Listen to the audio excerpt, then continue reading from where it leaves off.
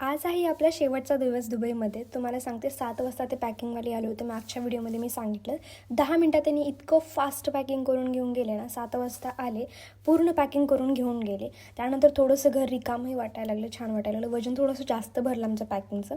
त्यानंतर आमच्याकडे 2 ऑप्शन होते, या तो आम्ही निवांत झोपलो असतो आणि उद्या सगळं करूया म्हटलं असतो, किंवा आता जेवढं होईल तेवढं करूया म्हटलं असतं. मग आम्ही म्हटलं की चला आत्ताच करूया, कारण उद्या आम्हाला दुपारचं निघायचं होतं. म्हणजे आज मी व्हिडिओ बनवते तर आज आम्हाला दुपारचं निघायचं. मग रात्रीच मसाले वगैरे कट्टा वगैरे आवरून घेतला, कारण बहुतेक हे शेवटचं आहे ज्यामध्ये मी किचनमध्ये काहीतरी काम करत असेल. 4 वाजेपर्यंत फक्त आम्ही कामच आवरली. त्यानंतर आम्ही झोपलो आणि मग सकाळी लवकर उठलो. आजचं तुम्हाला रुटीन सांगते, हे आजचं आहे सकाळचं.